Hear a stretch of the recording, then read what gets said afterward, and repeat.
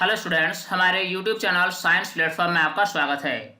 आज का यह वीडियो कक्षा 9 विज्ञान से संबंधित है। इस वीडियो में हम करीब 60 महत्वपूर्ण वस्तुनिष्ठ प्रश्नों पर चर्चा करेंगे।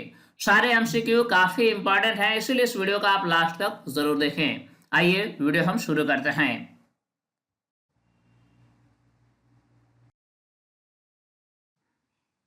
इनमें से किस समुदाय में सबसे अधिक प्रजातियां पाई जाती है? ऑप्शन है एनेलिडा, मलस्का, आर्थ्रोपोडा या निडेरिया। आर्थ्रोपोडा में सबसे अधिक प्रजातियां पाई जाती है। युगलिना को किस जगत में रखा जाता है? ऑप्शन है मोनेरा, प्रोटिस्टा, प्लांटी या एनिमेलिया।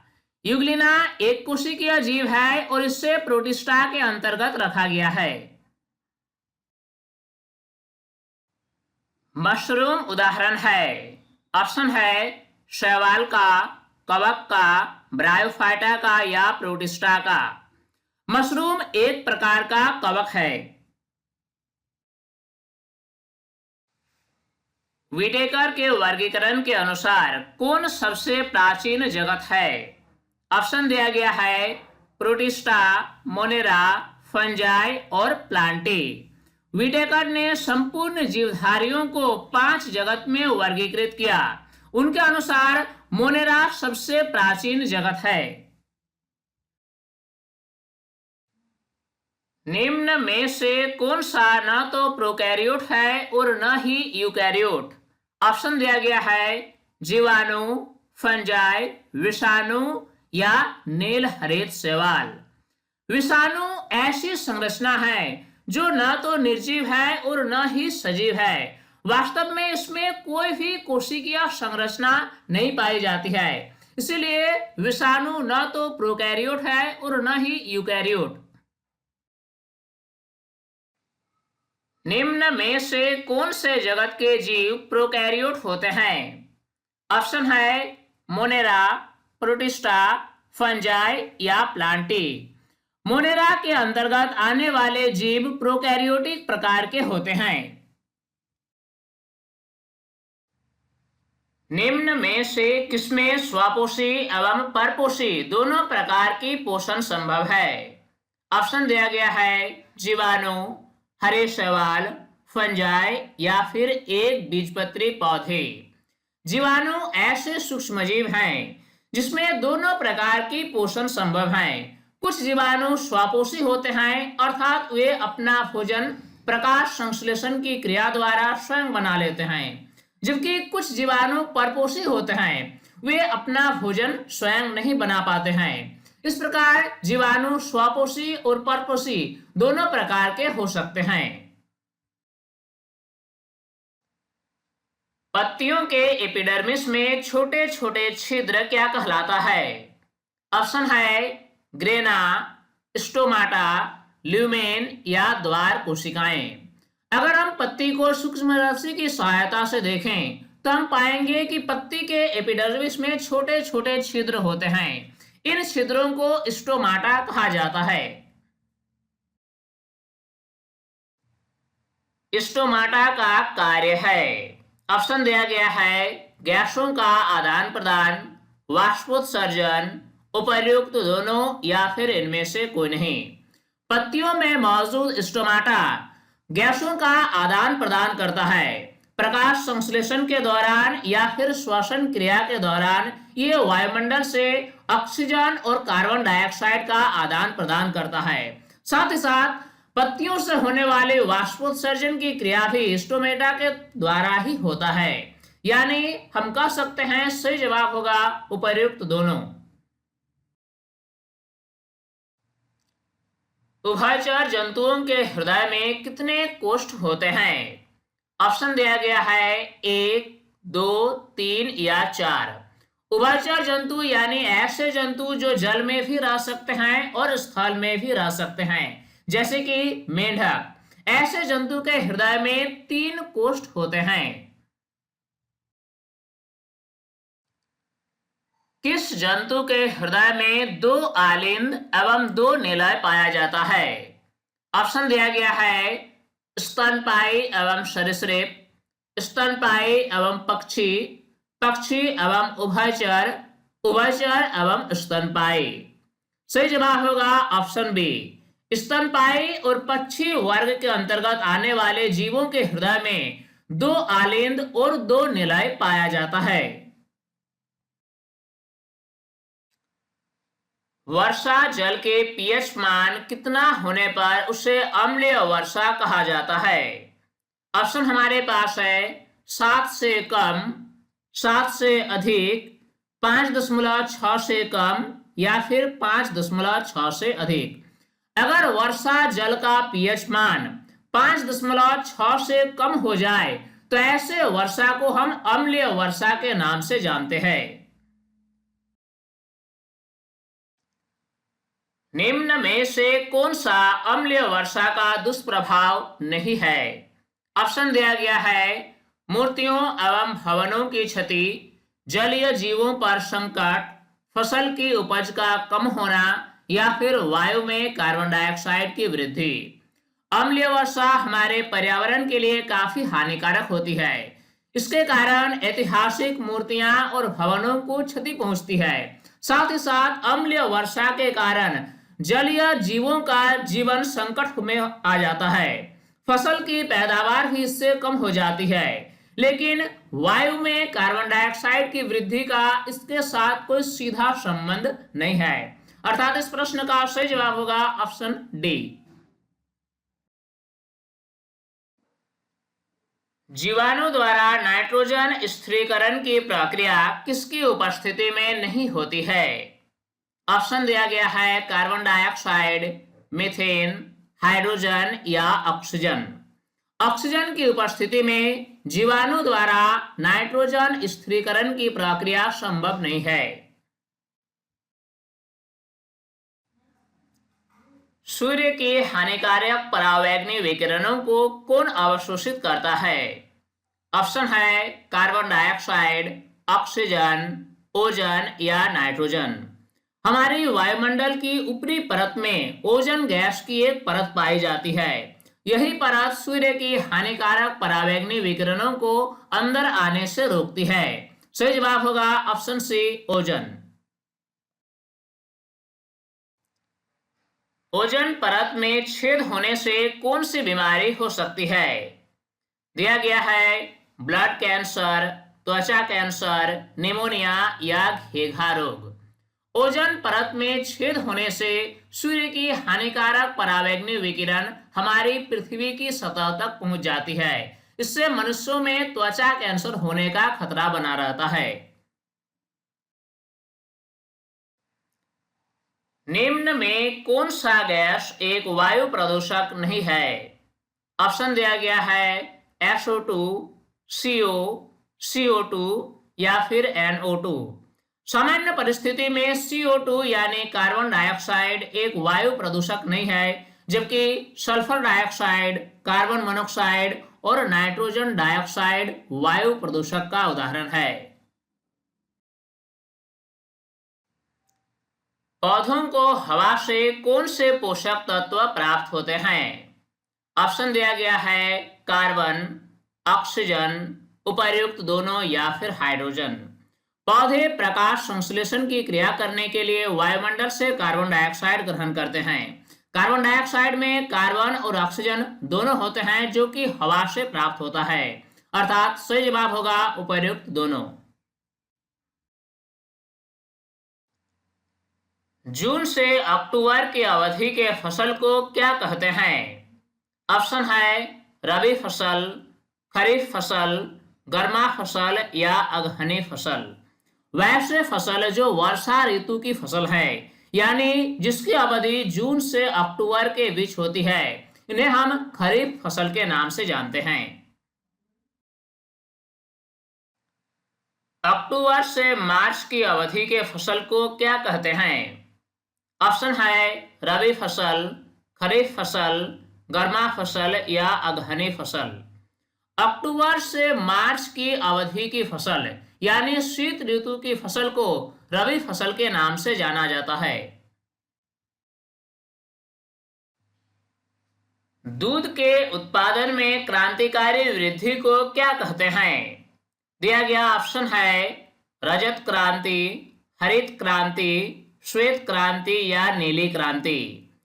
दूध के उत्पादन में क्रांतिकारी वृद्धि को श्वेत क्रांति कहा जाता है। कौन सी मधुमक्खी शहद का निर्माण करती है? ऑप्शन है रानी मधुमक्खी, ड्रोन मधुमक्खी, कार्यकर्ता मधुमक्खी या फिर इनमें से कोई नहीं। मधुमक्खी के छत्ते पर 3 तरह की मधुमक्खियां पाई जाती है, रानी मधुमक्खी, ड्रोन मधुमक्खी और कार्यकर्ता मधुमक्खी। इनमें से शहद बनाने का कार्य केवल कार्यकर्ता मधुमक्खी ही करती है। निम्न में से किसकी जड़ों में राइजोबियम गांठे पाए जाते हैं? ऑप्शन है अनाज, दलहन, तिलहन या घास। दलहन कुल के पौधे जैसे कि चना, मटर, अरहर इत्यादि की जड़ों में विशेष प्रकार की ग्रंथियां पाई जाती है। इन ग्रंथियों में राइजोबियम जीवाणु होते हैं। राइजोबियम जीवाणु क्या करते हैं? ये वायुमंडल से नाइट्रोजन को लेकर नाइट्रेट्स में बदल देते हैं, जिससे भूमि की उर्वरा शक्ति बढ़ती है। अर्थात यह दलहन कुल के पौधों की जड़ों में पाई जाती है। निम्न में से कौन खरीफ फसल का उदाहरण नहीं है? ऑप्शन है धान, बाजरा, मक्का या गेहूं।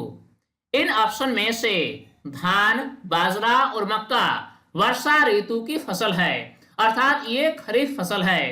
परंतु गेहूं शीत ऋतु की फसल है, जो कि रबी फसल का उदाहरण है। किस प्रकार के उत्तक की क्रियाशीलता के कारण पौधों में वार्षिक वलय बनते हैं? ऑप्शन है शीर्षस्थ विभोजोत्तक, पार्श्व विभोजोत्तक, दृढ़ उत्तक या संवहन उत्तक। पौधों में पार्श्व विभोजोत्तक की क्रियाशीलता के कारण ही पौधों में वार्षिक वलय बनते हैं, जबकि शीर्षस्थ विभोजोत्तक की क्रियाशीलता के कारण तने की लंबाई में वृद्धि होती है। पौधों में जड़ और तने की मोटाई किस उत्तक के कारण बढ़ती है? ऑप्शन है संवहन उत्तक, कैम्बियम, दृढ़ उत्तक या इनमें से कोई नहीं। पौधों में जड़ और तने की मोटाई कैम्बियम उत्तक के कारण ही होती है। निम्न में से कौन सा फ्लोएम का भाग है? ऑप्शन है ट्रैकिड, वाहिका, चालनी नलिका या इनमें से कोई नहीं। चालनी नलिका फ्लोएम का एक अवयव है। जाइलम में उपस्थित जीवित कोशिका है। ऑप्शन है ट्रैकिड्स, जाइलम नलिकाएं, जाइलम तंतु या जाइलम मृदुतक। जाइलम के 4 अवयव होते हैं। इन 4 अवयवों में से ट्रैकिड्स, जाइलम नलिकाएं और जाइलम तंतु निर्जीव होते हैं, जबकि जाइलम मृदुतक सजीव कोशिकाएं होती है। निम्न में से कौन सा जाइलम का भाग नहीं है? ऑप्शन है ट्रैकिड्स, जाइलम नलिकाएं, जाइलम तंतु या फिर चालनी नलिका। सही जवाब होगा चालनी नलिका, जो कि फ्लोएम का भाग है। मनुष्य के शरीर की सबसे लंबी कोशिका कौन सी है?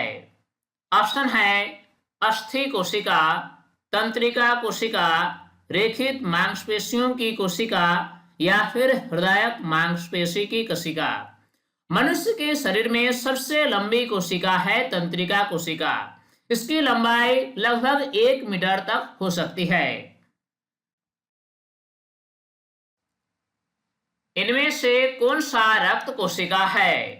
ऑप्शन है एरिथ्रोसाइट, ल्यूकोसाइट, लिम्फोसाइट या फिर उपर्युक्त सभी। इन तीनों रक्त की कोशिकाएं हैं, अर्थात सही जवाब होगा उपर्युक्त सभी।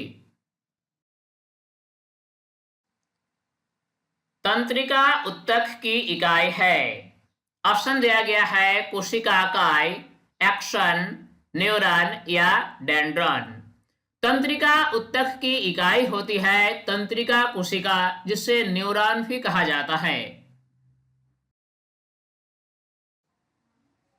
जंतुओं में किस प्रकार के ऊतक के अधिक मात्रा में एकत्र होने से शरीर मोटा हो जाता है? ऑप्शन दिया गया है एडिपोज ऊतक, पीला तंतुमय ऊतक, श्वेत तंतुमय ऊतक या संयोजी ऊतक। जंतुओं के शरीर में एडिपोज ऊतक यानी वश्य ऊतक के अधिक मात्रा में एकत्र होने से शरीर मोटा हो जाता है। दो अस्थियों को आपस में जुड़ने वाले रेशेदार ऊतक को क्या कहते हैं? ऑप्शन दिया गया है टेंडन, साइटन, एक्सन या लिगामेंट। लिगामेंट एक ऐसे रेशेदार ऊतक है जो दो अस्थियों को आपस में जोड़ता है। पौधों में फ्लोएम का कार्य है। दिया गया है जल का परिवहन, आहार का परिवहन, यांत्रिक आधार प्रदान करना या जल अवशोषण। पौधों में फ्लोएम का कार्य है आहार का परिवहन। पौधे प्रकाश संश्लेषण की प्रक्रिया द्वारा भोजन का निर्माण करते हैं। इस निर्मित भोजन को पत्तियों से लेकर पौधे के विभिन्न हिस्सों तक पहुंचाने का दायित्व फ्लोएम नामक ऊतक का होता है। रक्त के थक्का बनने में मदद करता है। ऑप्शन है लाल रक्त कणिकाएं, थ्रोम्बोसाइट्स, श्वेत रक्त कणिकाएं या न्यूरॉन। रक्त के थक्का बनने में मदद करता है थ्रोम्बोसाइट्स यानी प्लेटलेट्स। पौधों में गैसों का विनिमय किसके द्वारा संपन्न होता है? ऑप्शन है क्यूटिन द्वारा, संवहन ऊतक द्वारा, रंध्र द्वारा या फिर जटिल ऊतक द्वारा।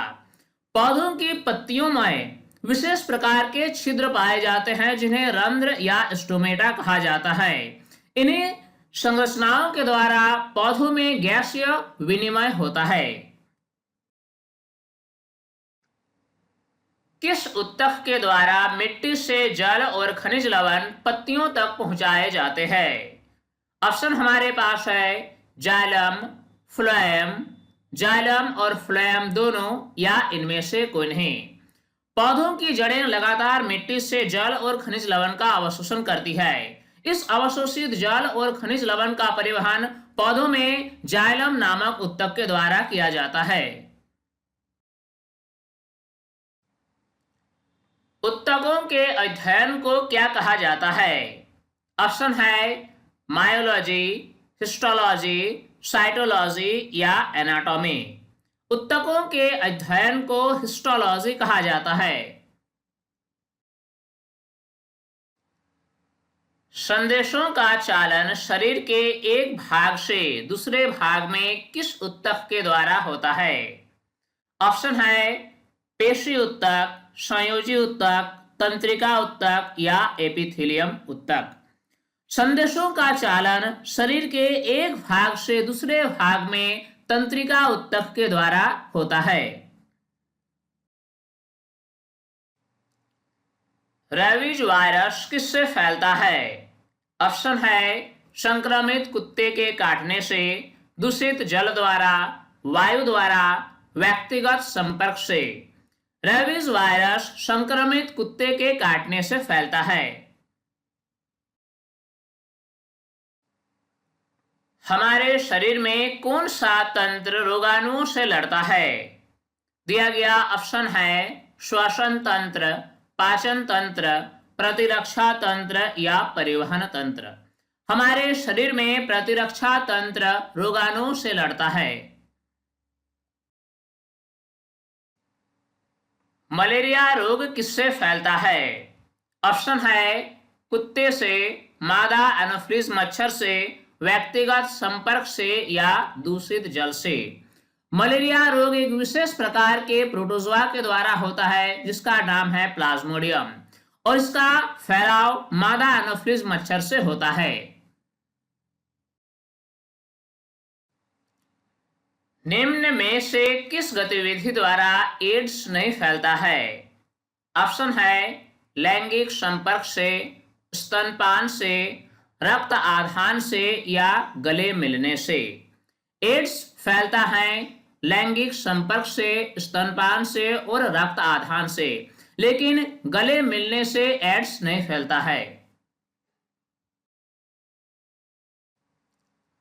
वायु द्वारा फैलने वाले रोग कौन कौन से हैं? ऑप्शन है खांसी जुकाम, निमोनिया, क्षय रोग या फिर उपर्युक्त सभी। वायु द्वारा फैलने वाले प्रमुख रोग हैं खांसी जुकाम, निमोनिया, क्षय रोग इत्यादि, अर्थात सही जवाब होगा उपर्युक्त सभी। एंटीबायोटिक के संबंध में कौन सा कथन सही है? ऑप्शन है एक रासायनिक पदार्थ है, सूक्ष्मजीव द्वारा स्रावित होता है, जीवाणुओं को मारता है या फिर उपर्युक्त सभी। एंटीबायोटिक एक विशेष प्रकार के रासायनिक पदार्थ हैं जो सूक्ष्मजीवों द्वारा स्रावित होता है।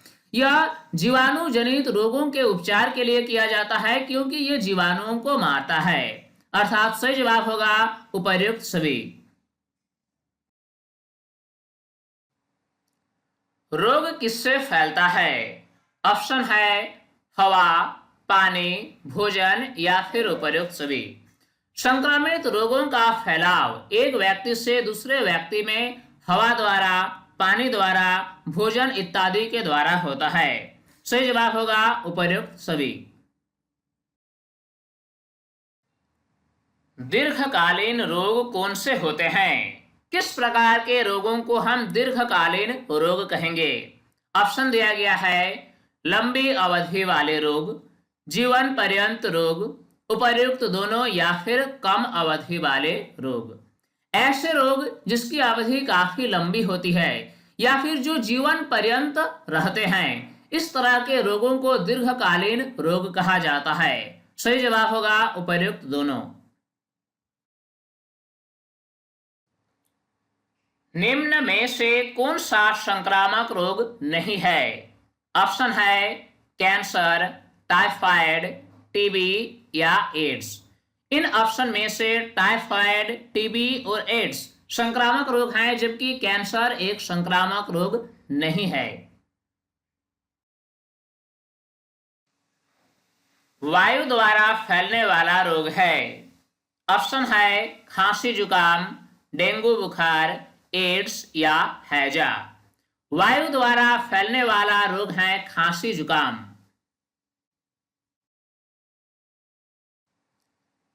मनुष्यों में जीवाणु से संक्रमण का सबसे आम इलाज क्या है? ऑप्शन है एंटीबॉडी, एस्पिरिन, एंटीबायोटिक्स या एंटीजन। मनुष्यों में जीवाणु जनित रोगों का आम इलाज है एंटीबायोटिक्स।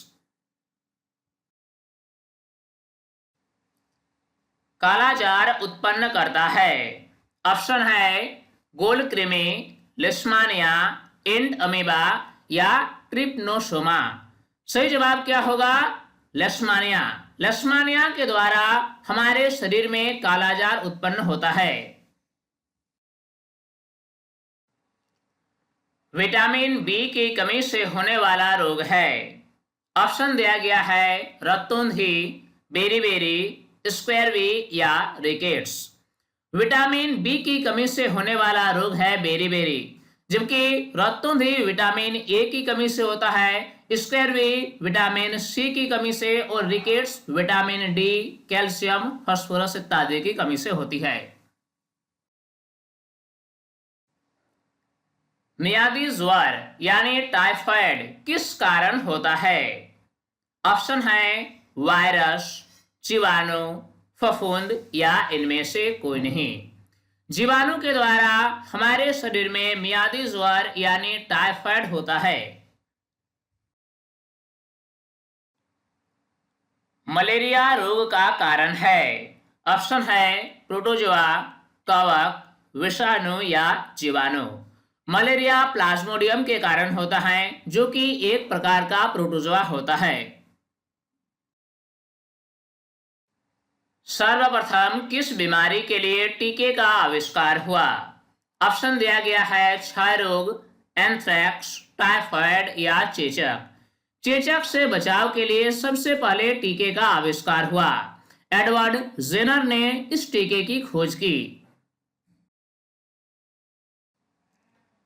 क्षय रोग करने वाले जीवाणु हवा से नाक द्वारा प्रवेश करने के बाद शरीर के किस भाग को संक्रमित करता है? ऑप्शन है आहार नाल को, फेफड़ों को, छोटी आंत को या बड़ी आंत को। क्षय रोग यानी टीबी उत्पन्न करने वाले जीवाणु हवा के द्वारा हमारे नाक में प्रवेश कर जाते हैं और उसके बाद हमारी फेफड़ों को संक्रमित करते हैं। इस वीडियो में हमने class 9 science related important MCQ पर डिस्कशन किया। उम्मीद करता हूं ये वीडियो आपके लिए काफ़ी हेल्पफुल हुई होगी और इस वीडियो से आपने काफ़ी कुछ सीखा होगा। ये वीडियो आपको कैसा लगा आप हमें कमेंट में ज़रूर बताएं। अगर अभी तक आप हमारे यूट्यूब चैनल साइंस प्लेटफॉर्म को सब्सक्राइब नहीं किया है तो इसे अभी सब्सक्राइब ज़रूर कर लें। तब तक के लिए बाय।